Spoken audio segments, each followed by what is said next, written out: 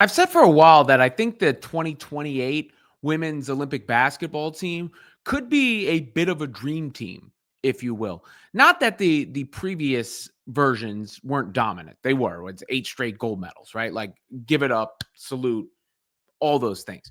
But the point being, there was all the debate and controversy about Caitlin Clark not being on the team. Obviously, unless something catastrophic happens, Caitlin Clark will be on the 2028 team. But it won't just be her. It will be the other players who came up in this era of renewed attention and excitement. So, the likes of Angel Reese and Paige Bueckers and, Caitlin's teammate, Aaliyah Boston, and whomever else is on the squad, Juju Watkins, assuming she's healthy, combined with the veterans who were still in their prime, the players who have become bigger stars in the process.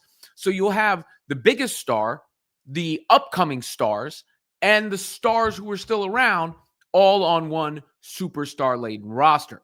And, the first tease of that is training camp. Team USA having its training camp right now, getting ready for, roster selections, World Cups, things like that. And Caitlin Clark has arrived. Oh, they put out the video. Somebody's blocking her for most of this, but it's the first time we've seen Caitlin Clark show up to something prepared to play basketball in quite a while, instead of guessing like, do these clothes mean she might be healthy now? Remember that part of the summer? She's wearing shorts and t-shirt. Does that mean she's back? Of course, we know that didn't work out all that well. But, Caitlin Clark, again, not alone on this team. She does have Aaliyah Boston there. Obviously, Paige Bueckers there as well. Angel Reese there as well. You can see those two in this photo. Angel is the kind of player who I think plays really well alongside other stars because she does do dirty work things. Paige knows how to take the ball and do her own work and also play off of others. So she should blend in there.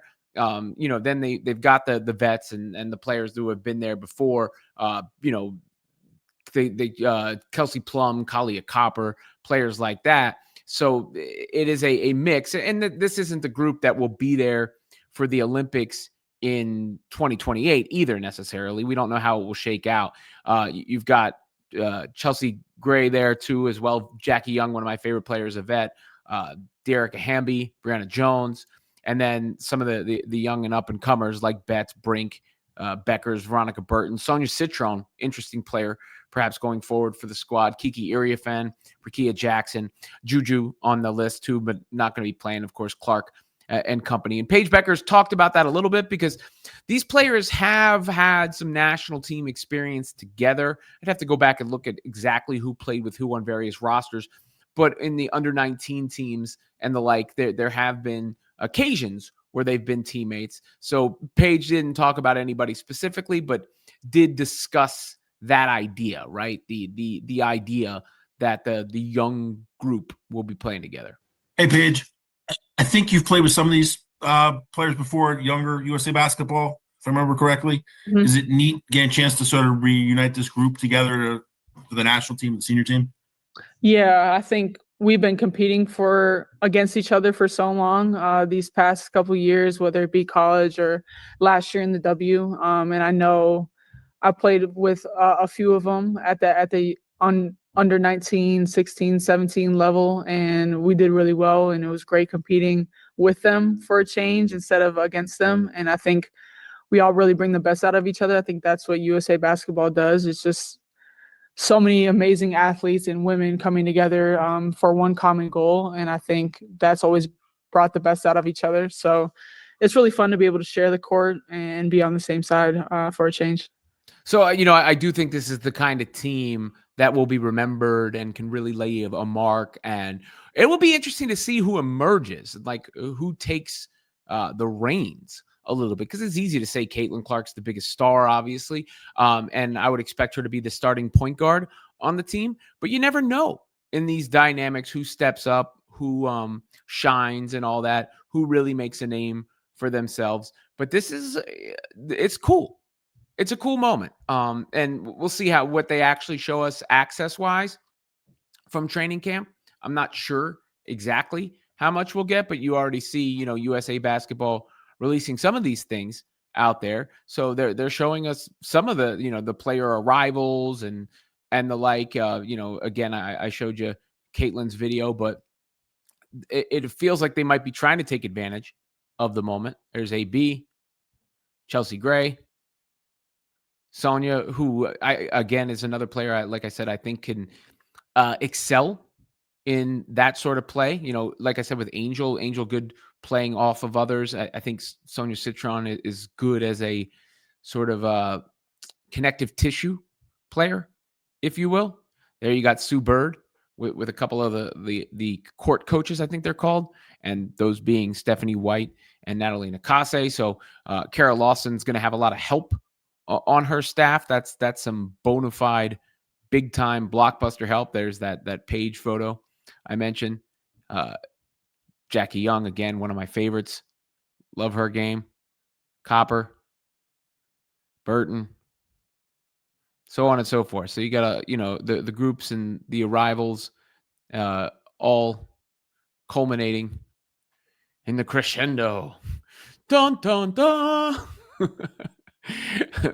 But yeah, I'm excited.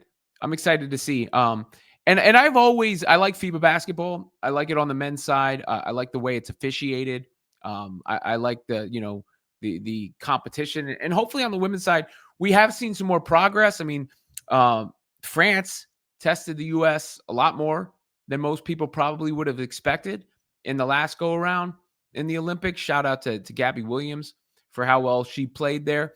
But we've seen on the men's side, since '92, since Barcelona and the Dream Team, the rest of the world has gotten so much better. And, the U.S. is still the best overall, but the gap has closed so much.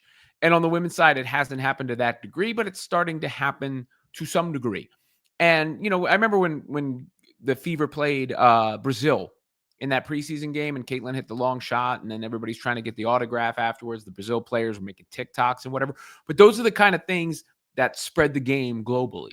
And that only helps the talent pool. I mean, look, WNBA players already play overseas. But that's part of what I say when I mention the Dream Team. It's not that this team talent-wise is going to blow the other ones out of the water, because that'd be disrespectful to what they accomplished. But I do think it's a shift to like more dynamic guards, which makes for more entertaining play. And it's in this new era where there's more attention on them. And that can engender more excitement and help spread the game and help spread the awareness, kind of like, I'm not saying it's the same. I'm just using it as an example, kind of like, Bird and Magic barely, we're not in their primes in the Dream Team, but you get that group, Michael, Magic, Bird, Charles Barkley, that played on that team. So to see Paige and Angel and Juju and Caitlin and so on and so forth is going to be a big deal. But first things first, let's see them get through training camp.